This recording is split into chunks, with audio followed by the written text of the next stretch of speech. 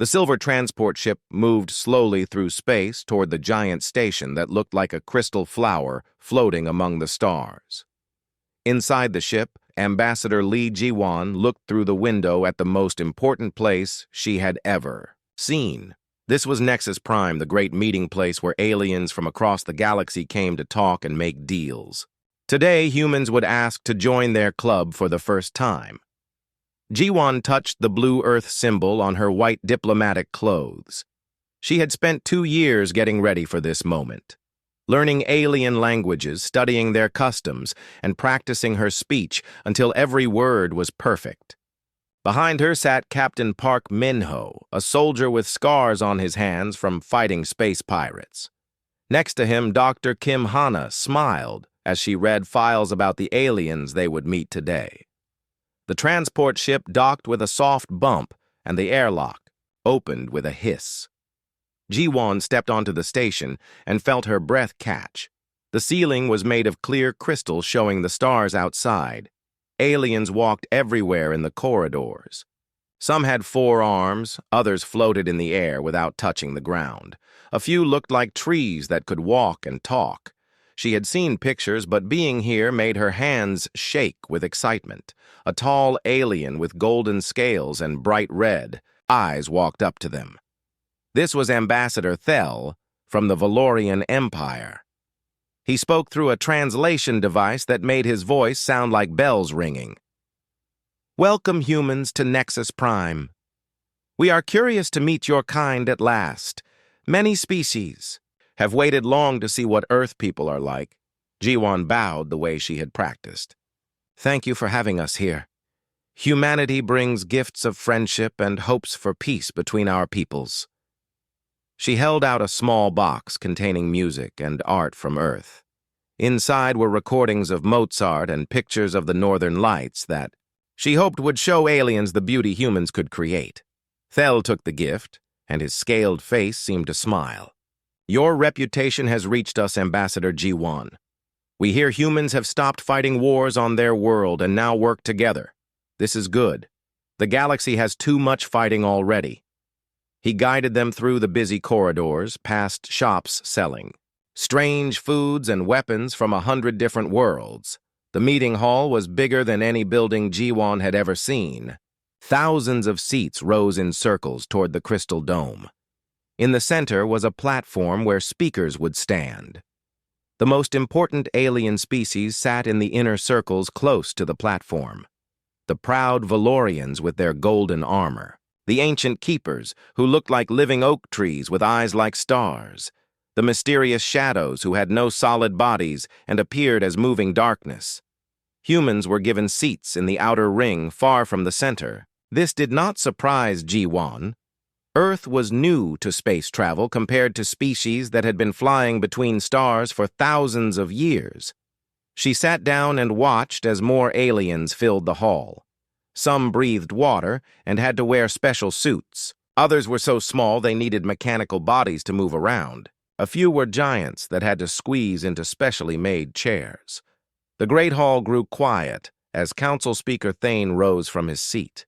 He was the oldest Valorian alive, with scales that had turned silver with age. His voice echoed through translation. Speakers in every language spoken in the galaxy. Today, we meet to hear from the people of Earth. They ask to join our council and take part in decisions that affect all civilized worlds. Let us listen with open minds and judge them fairly. Jiwan felt her heart beating fast as she walked to the speaking platform. Every eye in the hall was watching her. Some aliens looked curious, others seemed doubtful. She knew many species thought humans were too young and violent to join the galactic community. Pirates and raiders had given Earth people a bad name in some parts of space. She began her speech, the words flowing like water. "Friends and fellow beings of the galaxy, humanity comes before you with humble hearts and peaceful intentions. We know we are young compared to your great civilizations. We know we have made mistakes in our short history. But we have learned from those mistakes and grown beyond them." Her voice grew stronger as she continued. On Earth, we have ended war between nations. We have cleaned our polluted air and water. We have learned to work together instead of fighting each other. Now we want to bring that same spirit of cooperation to the stars. We offer our knowledge, our friendship, and our commitment to peace." The hall was completely silent as aliens listened to her words. Some nodded their heads or made gestures that meant agreement in their cultures. The keepers rustled their leaves in what Ji-won hoped was approval. Even some of the proud Valorians seemed impressed by her speech. But in the shadows at the back of the hall, soldiers from the Draconis Empire watched with cold reptilian eyes. General Kex whispered orders to his aide, Captain Voss. "These humans speak pretty words, but they are dangerous. They multiply fast and learn quickly. If we let them join the council, they will want more power. They will challenge us for control of the galaxy." The aide nodded his scaled head. "What are your orders, General? How do we stop them without the council knowing it was us? If we act openly, the other species might unite against us. We need these humans to disappear quietly so no one can blame the Empire." General Kex smiled, showing teeth like sharp knives. "The humans trust too easily. They think all aliens want peace like they claim to want. Tonight there will be a reception in the Crystal Gardens. Security will be relaxed. Accidents happen in crowded places. Make it look like the work of criminals or rebels. The council must never know we were involved." As Ji-won finished her speech and returned to her seat, the hall erupted in discussion. Aliens talked among themselves in dozens of languages, creating a sound like rushing water. Some species seemed ready to support humanity right away. Others wanted more time to think and study Earth people before making a decision. Captain Park. Minho watched the crowd carefully. His soldier instincts told him something was wrong, but he could not see the danger yet. The Draconis soldiers had hidden themselves well among the thousands of beings in the Great Hall. Dr. Kim Hana was too excited by all the alien science around her to notice the threat growing in the shadows. The session ended with Speaker Thane announcing that the vote would happen tomorrow after more discussions. Many aliens came up to talk with the human delegation. They asked questions about Earth and its people. They seemed genuinely interested in learning more about humanity and what they could offer the galactic community. As evening approached, station workers began setting up the Crystal Gardens for the welcome reception. This would be Ji-won's chance to meet aliens in a more relaxed setting and build the friendships that could win humanity a place among the stars. She had no idea that enemies were already moving into position to make sure she would never see another sunrise.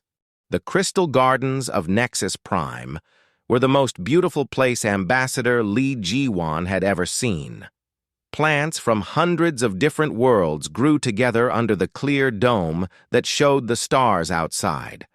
Purple flowers from the Valorian homeworld grew next to silver trees from the Keeper forests. Blue vines with glowing fruit hung from crystal supports, while tiny floating seeds drifted through the air like living snow. The reception was going better than Ji-won had hoped. Aliens from dozens of species came up to talk with her and her team. They asked questions about Earth and seemed genuinely interested in human culture. A group of aquatic delphinians wanted to know about Earth oceans. 3 Valorian merchants discussed trade agreements that could bring alien technology to human worlds. Captain Park Min-ho stood near the wall watching the crowd with careful eyes. His military training made him notice things that others missed. The way some Draconis soldiers kept moving closer to the human delegation. How they positioned themselves near the exits and emergency systems. Something felt wrong, but he could not put his finger on exactly what it was. Dr. Kim Hana was having the time of her life talking with alien scientists. She had just finished a fascinating conversation with a keeper botanist about how plants could survive in the vacuum of space.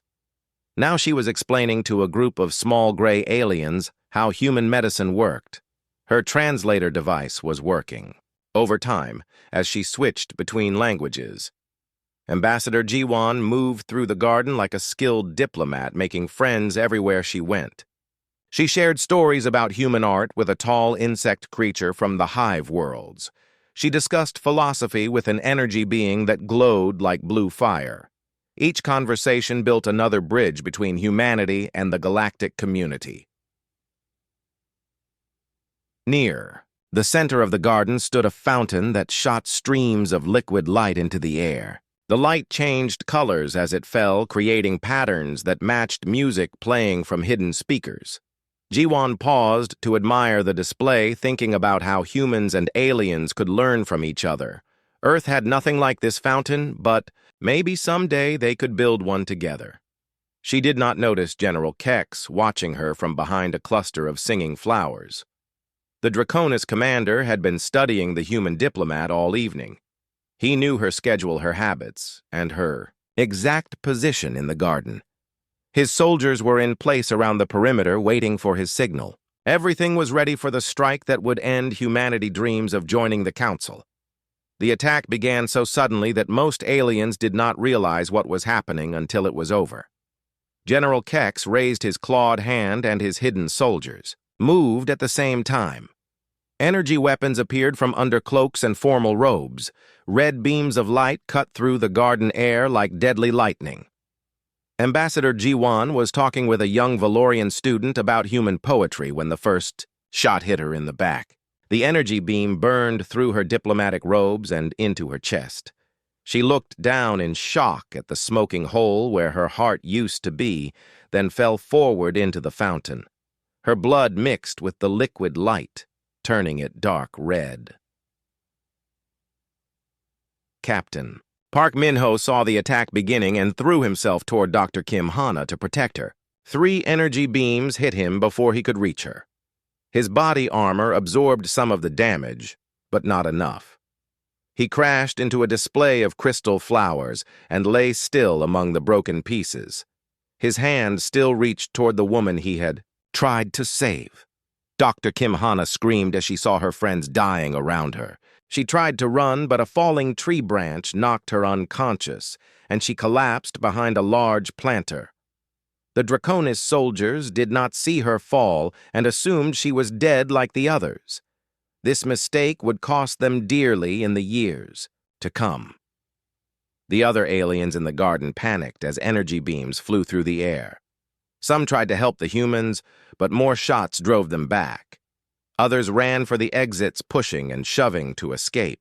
The beautiful garden became a battlefield filled with screaming voices and the smell of burning flowers. Station security forces arrived too late to stop the massacre. By the time they entered the garden, the Draconis soldiers had vanished into the crowd of fleeing aliens. All that remained were the bodies of the human diplomatic team scattered among the exotic plants. The fountain still played its music, but now it sounded like a funeral song. General Kex watched the chaos from a security monitor in his quarters. The plan had worked perfectly. The humans were dead, and no one could prove the Draconis Empire was responsible. Tomorrow, the council would vote on humanity membership, but there would be no one left to represent Earth. The galaxy would remain under the control of established powers like his own empire. Security Chief Valon arrived at the scene with a team of investigators. The tall blue alien had seen many crime scenes, but this one made him angry. The humans had come in peace, asking only for a chance to join the galactic community. Now they lay dead among flowers that had been watered with their blood.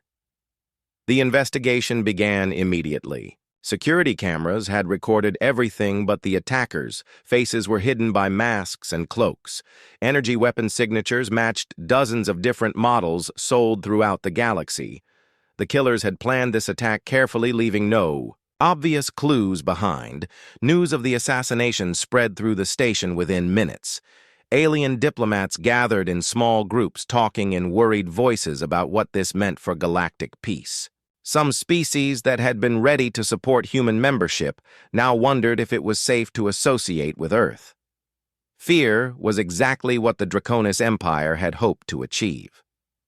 But on a small communications relay hidden in the gardens, Dr. Kim Hana had left a message before the reception began. It was a simple recording meant for her family on Earth, telling them how excited she was about the meetings. The message included background footage of Draconis soldiers moving into position before the attack. This evidence would soon change everything. The quantum communication array sent news of the massacre to Earth at faster than light speed. Government officials in the capital city of New Geneva received the message while most of the planet was sleeping. President Yoon Seok was awakened by emergency calls from military commanders whose voices shook with rage and grief. In the Crystal Garden, the fountain continued to play its song while alien investigators worked around the human bodies. None of them knew that this peaceful place had just become the birthplace of the greatest war in galactic history. The Draconis Empire thought they had eliminated a threat, but instead they had awakened something far more dangerous than they could imagine. President Yoon Seok stood in the war room deep beneath the Rocky Mountains, staring at the holographic display that showed the galaxy spread out like a map of stars. Red dots marked Draconis Empire territory, while blue showed human colonies scattered across known space. The message from Nexus Prime had arrived 3 hours ago, and the president had not slept since reading it. The massive underground complex buzzed with activity as military leaders gathered for the emergency meeting. Admiral Cho Sumin arrived first, her gray uniform crisp, despite being called from her bed in the middle of the night. Behind her came General Nam Jisoo, commander of the Marine Corps, with mud still on his boots from training exercises on Mars. Dr. Song Mira hurried in, carrying files marked with the highest security classifications. The president looked older than his 60 years as he addressed the assembled commanders. Our diplomats went to Nexus Prime in peace. They carried gifts of friendship and spoke words of cooperation. The galaxy answered with murder. Ambassador Jiwon died asking for nothing more than a chance for humanity to join the galactic community. Now, we must decide how to respond. Admiral Cho Sumin activated her personal display, showing the positions of human fleets throughout space. The Space Defense Force has been preparing for this possibility for 20 years. We have 300 ships ready for immediate deployment with crews already at battle stations. Another 500 vessels are in various stages of construction and can be rushed to completion within months. The ships were not the peaceful exploration vessels that most aliens believed humans possessed. Each one was a weapon of war designed by the finest military engineers Earth could produce. Fusion reactors powered energy shields and plasma cannons. Missile bays held warheads that could crack moons. Railguns fired projectiles at speeds that could punch through any armor the galaxy had ever seen. General Nam Jisoo stepped forward to brief the room about ground forces. The Marine Corps has 2 million soldiers training across the solar system. Everyone is a volunteer who has dedicated their life to defending humanity.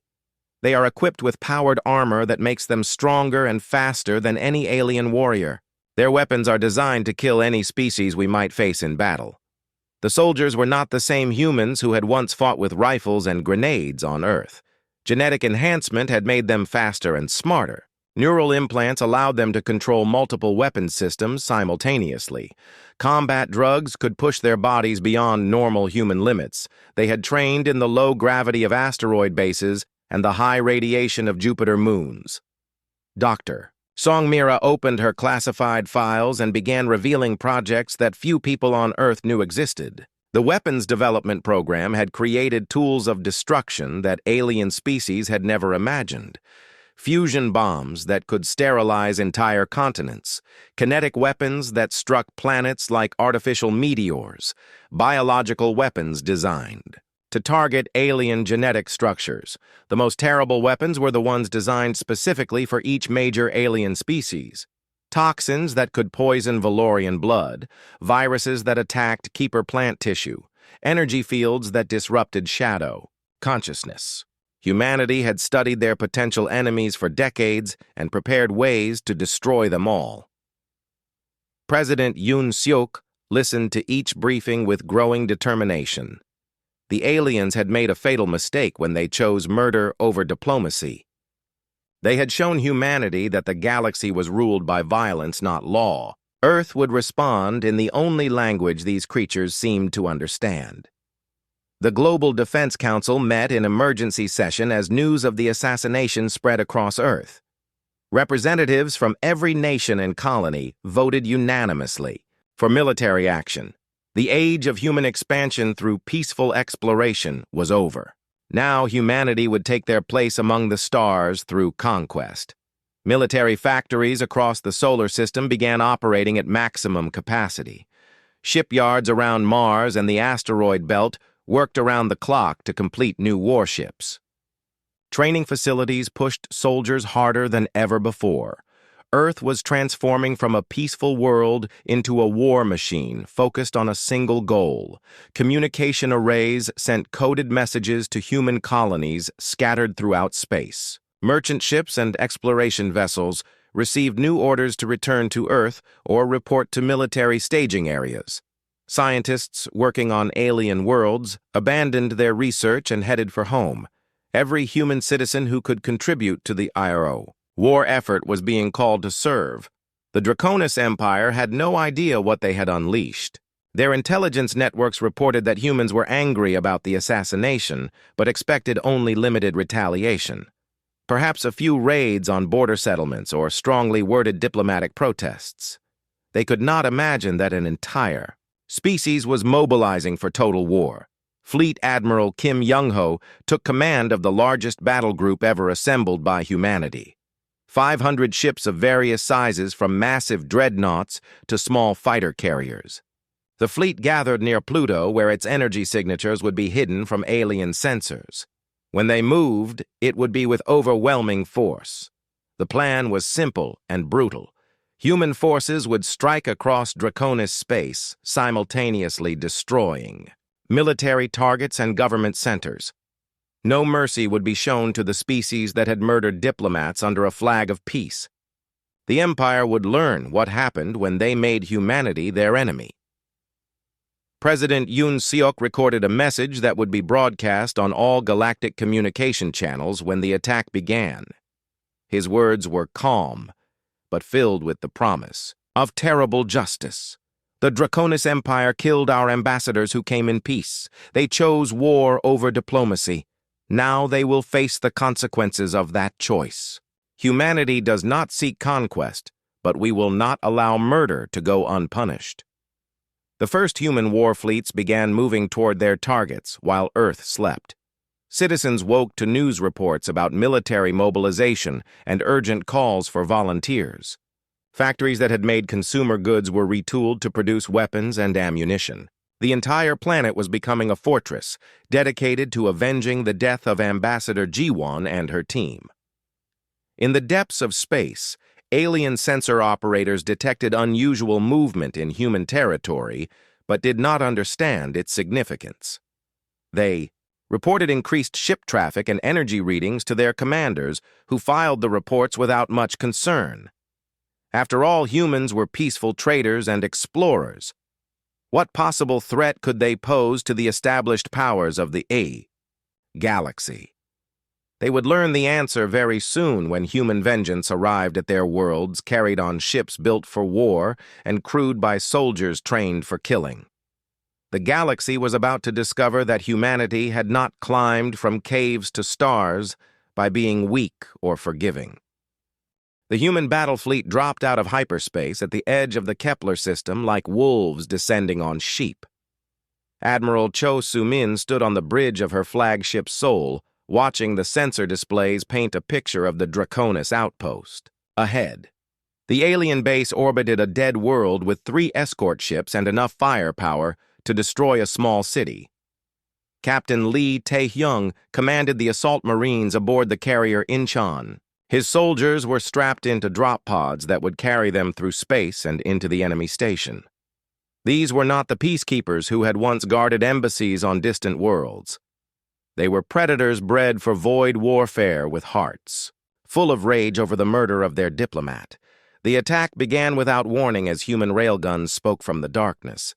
Tungsten rods accelerated to incredible speeds, crossed the space between fleets in seconds.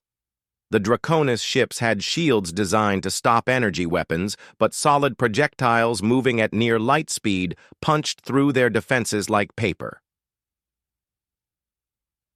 Tatyai. First alien vessel died before its crew knew they were under attack.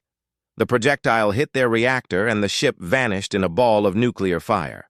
The second ship tried to turn and run, but human missiles caught it before it could escape. The third ship managed to send a distress signal before railgun rounds tore it apart. Commander Park Jin-woo led his fighter squadron through the debris field hunting for survivors trying to reach the outpost. His pilots flew their sleek interceptors, like dancing death angels weaving between chunks of destroyed alien ships. Enhanced reflexes and neural interfaces let them react faster than any biological pilot could match. The Draconis fighters that rose to meet them were larger and more heavily armed, but human pilots had advantages their enemies did not expect. Combat stimulants sharpened their focus while genetic modifications improved their reflexes. Neural implants let them control their ship's weapon systems with pure thought. The alien pilots fought bravely, but they were fighting evolution itself. One by one, the Draconis fighters fell to human weapons.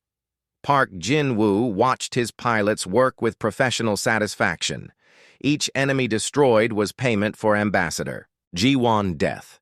Each alien corpse drifting in the void was justice for the massacre in the Crystal Gardens. The human drop pods launched from their carriers like bullets fired from a gun. Each pod held 20 Marines in powered armor that made them faster and stronger than any alien warrior. Lieutenant Colonel Kim Min-soo rode in the lead pod, watching through sensors as they approached the enemy station. The pods hit the station hull at tremendous speed, punching through metal and composite armor to reach the corridors inside. Emergency. Alarms screamed as atmosphere rushed out through the holes. Draconis soldiers rushed to repel the invaders, but they had never faced anything like human Marines. Kim Min-soo led his troops through the station corridors like a force of nature. His plasma rifle cut down aliens who thought their scales could protect them from human weapons. Behind him, his soldiers moved in perfect coordination, clearing room after room with deadly efficiency. The Draconis defenders tried to set up ambushes and defensive positions, but human tactics were unlike anything they had experienced. Marines used grenades that created micro-black holes to collapse corridors. They deployed combat drones that could think and fight independently. Some soldiers wore stealth suits that made them nearly invisible. Station Commander Vex tried to coordinate the defense from his command center, but human electronic warfare specialists had already taken control of his communication systems. False orders sent his troops to empty corridors while real human Marines struck from unexpected directions. His carefully planned defenses crumbled like sand castles hit by waves.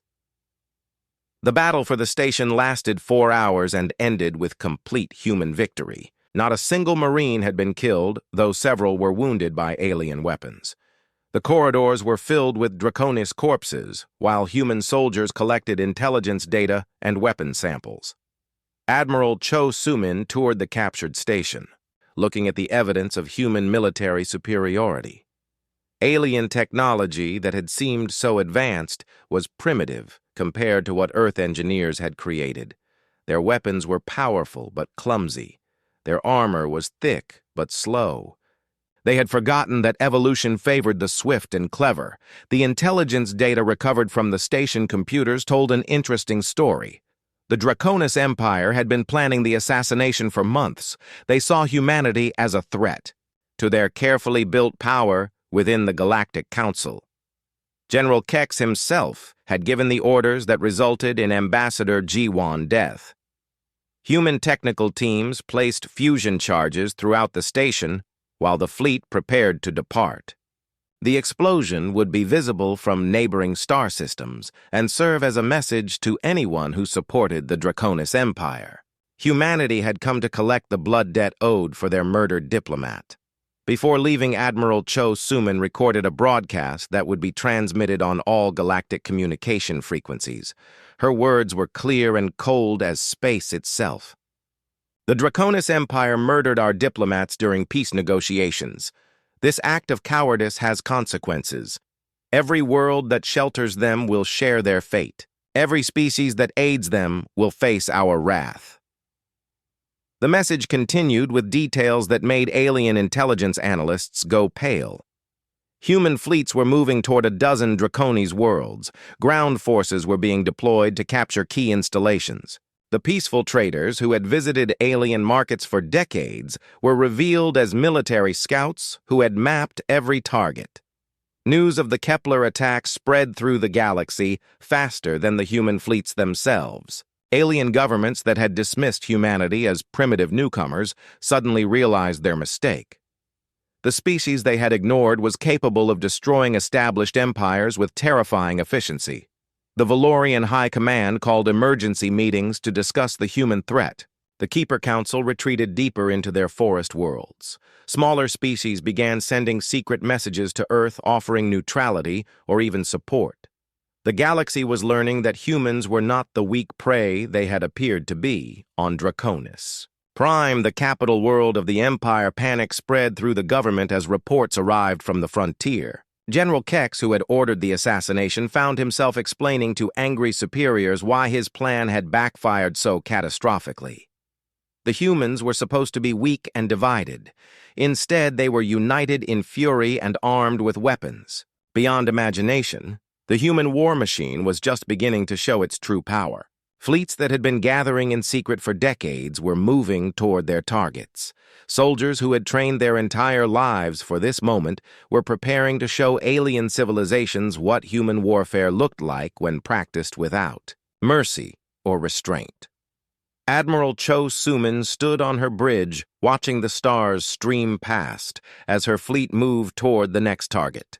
The Draconis Empire had made humanity their enemy when they chose murder over diplomacy. Now they would learn why humans had climbed from caves to conquer the stars. They would learn why Earth had spent 50 years preparing for this war, even while speaking words of peace. 3 months after the first human attack, the galaxy was learning what total war looked like when practiced by a species that had perfected it over 10,000 years. Human fleets struck Draconis worlds like hammers falling from heaven, while alien defenders discovered that all their advantages meant nothing against enemies who fought without mercy. General Oh Hyunwoo commanded the invasion of Draconis Prime from his flagship New Seoul. The massive dreadnought led a battle fleet of 200 ships toward the capital world of the Empire that had murdered human diplomats. Behind them came troop transports carrying 500,000 Marines eager to avenge Ambassador Jiwon's death. The planet below was a fortress world protected by orbital defense platforms and shield generators powerful enough to stop asteroids. 5 million Draconis soldiers waited in prepared positions while their leaders sent desperate messages asking for help from other alien species. None came. The galaxy was learning to fear human anger. Captain Bae Yuna led the first wave of atmospheric fighters down through the planet defenses. Her squadron flew modified interceptors equipped with bunker-buster missiles designed to crack fortified positions. The aliens had built their defenses to stop conventional attacks, but human engineers had studied their weaknesses for decades. The orbital bombardment began at dawn planet time. Human ships fired kinetic projectiles from high orbit while fusion missiles turned military bases into craters of melted glass. The Draconis had ruled this world for 1,000 years, but their empire was crumbling under weapons they had never imagined. The capital city sprawled across 3 continents connected by maglev trains and aerial bridges. 40 million aliens lived there in towers that scraped the sky.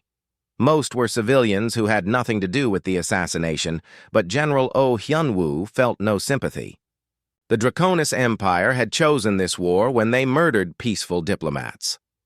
Biological weapons designed by Dr. Song Mira's team began falling like rain across military installations. The toxins were specifically engineered to target Draconis physiology, attacking their immune systems and nervous networks. Alien soldiers who had seemed invincible in their battle armor died choking on their own blood. Major Lee Subin led her Marine battalion through the ruins of what had been the Empire's largest spaceport. Her soldiers moved like ghosts through the smoking wreckage, hunting for survivors and intelligence data. Every computer they found was stripped of information, every weapon was catalogued and studied. The siege of Draconis Prime became a textbook example of human military doctrine. Orbital forces controlled space around the planet, making it impossible for reinforcements to arrive. Ground troops moved methodically through the cities, eliminating resistance and securing key targets. Air power dominated the skies, destroying anything that moved. The Draconis Emperor finally agreed to surrender after human forces reached the gates of his palace. General Oh Hyunwoo accepted the surrender in the same crystal gardens where Ambassador Jiwon had been murdered. The symbolism was not lost on alien observers watching the broadcast. While Draconis Prime burned, other human fleets were striking targets throughout the galaxy. Captain Park Jae-hoon led a task force against the Valorian trade worlds, whose leaders had initially supported the assassination plot. His ships emerged from hyperspace, already firing, reducing alien merchantmen to scrap metal and memory. The Valorian Golden Fleet was the pride of their military, with ships plated in precious metals and armed with plasma cannons that could melt continents. They had never lost a major battle in 500 years of warfare. Human tactics reduced them to floating debris in less than 6 hours. Admiral Kim Young-ho commanded the assault on the Keeper worlds whose tree cities had seemed impossible to attack. Human scientists had developed toxins that killed the living buildings while sparing other plant life. Ancient forests that had grown for millennia withered and died as alien defenders watched helplessly. The galaxy watched in horror as human forces revealed the true extent of their preparation. The peaceful traders who had visited alien worlds for decades were intelligence operatives who had mapped every military base and government facility. Student exchange programs had been cover for gathering genetic samples used to create biological weapons. Even worse was the discovery that humans had been infiltrating alien computer networks for years. When the war began, every major species found their communication systems compromised and their defense plans already known to human commanders. They had been outmaneuvered before the fighting even started. The Aquarian Council tried to organize a coalition against humanity, but their encrypted messages were intercepted and decoded within hours. Human fleets appeared in their home system before they could finish their first planning session. The entire government surrendered without firing a shot. Smaller species began sending messages to Earth offering submission rather than face destruction. The insect-like hive worlds promised to serve human interests. The energy beings called wisps agreed to share their technology in exchange for protection. Fear was spreading faster than human ships. President Park Jae-min addressed the reformed Galactic Council from the ruins of Draconis Prime. His words echoed through space on every communication channel the aliens possessed. "We did not seek this war, but we will finish it. The galaxy has two choices: accept human leadership or face extinction. The age of alien dominance is over." The council meeting was held under the guns of human warships orbiting above. Alien representatives, who had once debated as equals, now sat as conquered peoples awaiting judgment. The democratic principles of the old council were replaced by human efficiency and the rule of the strong. Some species adapted quickly to the new reality. The Zephyrian merchants saw opportunities for profit under human protection. The aquatic Delphinians found humans surprisingly compatible trading partners. Others, like the proud Valorians, struggled with their reduced status, but had no choice except submission. Dr. Kim Hana, the sole survivor of the original diplomatic mission, was appointed as Secretary of Alien Affairs. The woman who had once sought peaceful cooperation between species now managed the integration of conquered civilizations into the growing human empire. Her experiences had taught her that the galaxy respected only strength. The old dream of joining The Galactic Council as equals was dead buried with Ambassador Jiwan in the crystal gardens of Nexus Prime. In its place rose a new vision of human dominance, written in the ashes of alien worlds and enforced by fleets that patrolled every trade route in known space. The Draconis Empire that had started the war by murdering peaceful diplomats no longer existed. Their homeworld was a human colony. Their fleets were scrap metal, and their surviving population worked in labor camps, building ships for their conquerors. They had learned too late that humanity was not a species to be trifled with. As the first year of the war ended, human territory stretched across a third of the galaxy. Alien civilizations that had explored space for millennia found themselves subjects of a species they had dismissed as primitive newcomers. The galaxy belonged to humanity now, and it would stay that way forever. 5 years had passed since the assassination of Ambassador Li Jiwan, and the galaxy looked nothing like it had before that terrible night in the Crystal Gardens. Human ships patrolled every trade route, while human colonies dotted the star maps. The species that had once dismissed Earth as primitive newcomers now lived under the rule of their former victims. Fleet Admiral Kim Young-ho stood on the observation deck of Terra Station, the massive fortress that orbited Earth like a mechanical moon. Through the crystal windows, he could see hundreds of ships from the human galactic navy. Destroyers and cruisers moved in perfect formation, while massive dreadnoughts hung in space like sleeping giants ready to awaken. The station itself was a monument to human engineering and alien labor. Conquered species had built it using their finest materials and most advanced technologies. Valorian workers had plated the hull with their precious metals. Keeper specialists had grown the organic computer systems. Even the proud Draconis had contributed, though most of them worked in chains. President Park Jamin ruled the galaxy from his office in New Geneva on Earth, but the real power lay here among the stars. Human military might enforce the new order, while human administrators managed conquered worlds. The dream of peaceful cooperation had died with Ambassador Jiwan, but something stronger had taken its place. Dr. Kim Hana walked through the halls of the Alien Affairs Department, managing the integration of dozens of species into the human empire. She was the last survivor of the diplomatic mission that had tried to join the galaxy through friendship. Now she controlled alien civilizations through fear and superior firepower. The irony was not lost on her. She had once hoped to learn from alien cultures and share human knowledge freely. Instead, she spent her days deciding which species deserved continued existence and which needed to be reduced in population. The massacre in the Crystal Gardens had changed more than politics. It had changed the very nature of galactic civilization. The new Galactic Assembly met in a great hall built into Terra Station, where thousands of alien representatives came to receive their orders. They no longer sat as equals debating policy and making decisions together. Human delegates held 60% of the votes, with their client species providing another 30%. Democracy had been replaced by efficient authoritarianism. Some alien species had adapted well to human rule. The Zephyrian merchants found that trade flourished under the protection of human warships.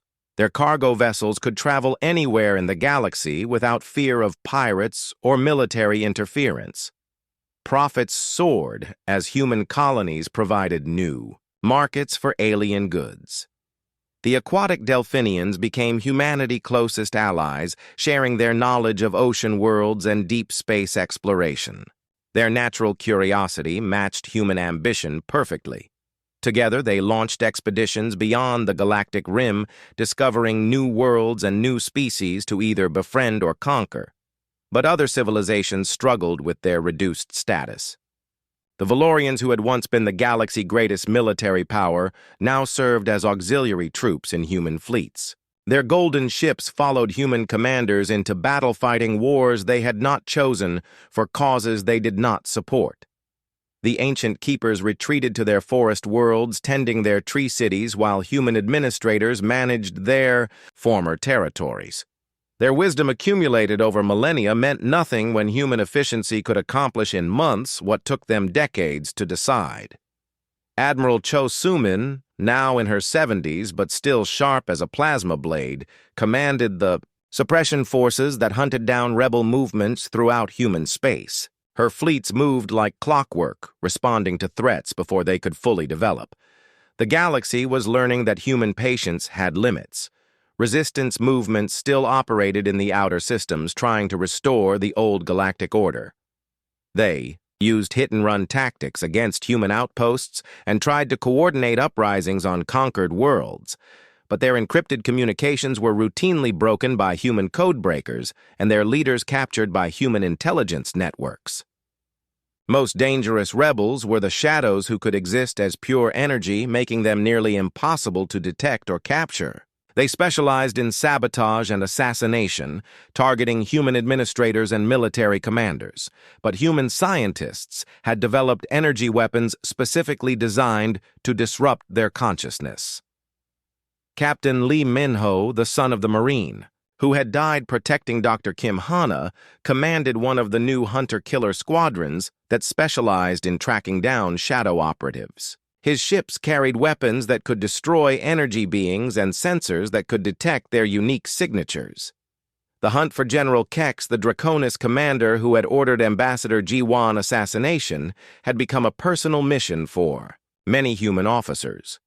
Intelligence reports placed him somewhere in the Outer Rim territories, leading a coalition of alien rebels. President Park Jae-min had offered a substantial reward for his capture. Human colonies continued to expand across the galaxy, establishing footholds on worlds that had never seen Earth creatures. Each colony was a fortress equipped with orbital defenses and garrison troops. They served as bases for further expansion and reminders to alien populations of human power. The terraforming projects were perhaps the most ambitious human undertakings. Entire worlds were being reshaped to support Earth life forms. Alien ecosystems were replaced with forests and grasslands that could have come from humanity's home planet. Some aliens called it cultural genocide, but humans called it progress. Education systems throughout the galaxy were restructured to teach human values and human history. Alien children learned about the assassination of Ambassador Ji-won and the war that followed. They were taught that cooperation with human authority was the path to prosperity and peace. The memorial services held each year on the anniversary of the assassination had become galaxy-wide observances. Ambassador Ji-won's name was carved into monuments on 1,000 worlds. Her sacrifice was remembered as the event that awakened humanity to their true destiny among the stars. Human technology continued to advance by leaps and bounds as conquered alien knowledge was integrated with Earth science. New weapon systems came online regularly, while defensive technologies made human worlds nearly impregnable. The gap between human capability and alien resistance grew wider each year. The old Galactic Council building on Nexus Prime had been converted into a museum displaying artifacts from the age when aliens ruled the galaxy. Tour groups of human school children walked through exhibits showing primitive alien governments and their failed attempts at peaceful coexistence. President Park Jae-min often stood in the Crystal Gardens, where Ambassador Ji-won had died, looking at the memorial fountain built in her honor. The water still changed colors as it fell, but now it displayed the blue and white of Earth rather than the rainbow patterns aliens had once enjoyed. The galaxy belonged to humanity now, and would remain theirs until the stars themselves burned cold. The species that had tried to keep humans as minor players in galactic affairs had created an empire that would endure for millennia. They had awakened something that could never be put back to sleep. The age of human dominance had begun, and there was no force in the known universe strong enough to end it. From the ashes of the Draconis Empire and the ruins of alien independence had risen something new and terrible and eternal. The galaxy would remember Ambassador Ji-won, named forever as the woman whose death had changed everything.